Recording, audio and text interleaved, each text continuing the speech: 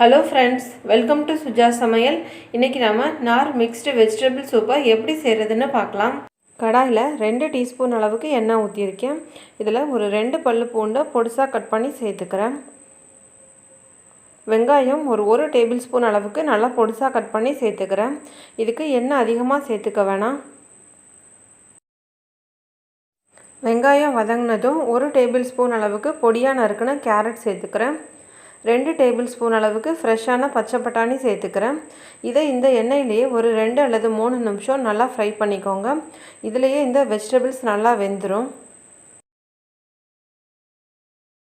இந்த வெஜிடபிள்ஸ் எல்லாம் வதங்கினதும் இது கூட ஒரு 200 ml அளவுக்கு தண்ணி சேர்த்துக்கிறேன்.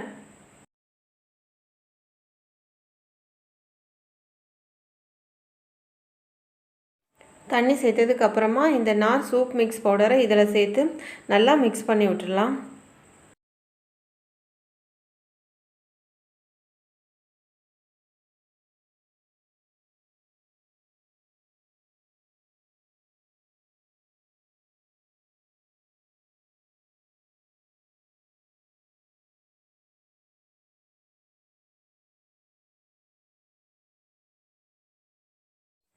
இந்த சூப்புக்கு தேவையான அளவுக்கு ஒரு 1/4 டீஸ்பூன் உப்பும் 1/4 டீஸ்பூன் மிளகுத்தூளும் சேர்த்துருக்கேன்.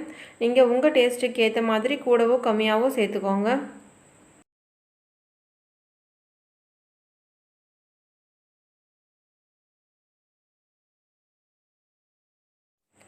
இது கொதிக்க ஆரம்பித்த உடனே லோ ஃப்ளேமில் வச்சு ஒரு 5 நிமிஷம் நல்லா கொதிக்க விட்டுருங்க.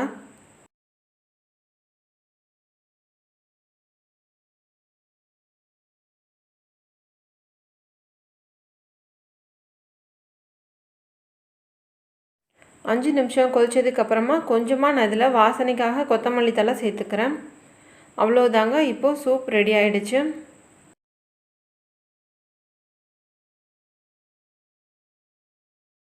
நீங்கள் இன்ஸ்டண்ட்டாக இந்த உடனே இந்த சூப்பை செய்யணும்னு நினச்சிங்கன்னா ஒரு 200 ml அளவுள்ள தண்ணியில் இந்த சூப் மிக்ஸ் பவுடரை சேர்த்து ஒரு 3 நிமிஷம் நல்லா கொதிக்க வச்சு உங்களுக்கு தேவைக்கு ஏற்ற அளவு உப்பும் மிளகுத்தூளும் சேர்த்து நீங்கள் உடனே சாப்பிட்லாம். இல்லைனா இன்னும் கொஞ்சம் உங்களுக்கு டேஸ்ட்டாக பண்ணுறதுக்காக இந்த மாதிரி வெங்காயம் பூண்டு வெஜிடபிள் சேர்த்தும் செய்யலாம். உங்களுக்கு எது விருப்பமோ அந்த மெத்தடில் செய்யுங்க. இந்த வீடியோ உங்களுக்கு பிடிச்சிருந்ததுன்னா மறக்காமல் எங்கள் சேனலை சப்ஸ்கிரைப் பண்ணுங்கள். தேங்க்யூ.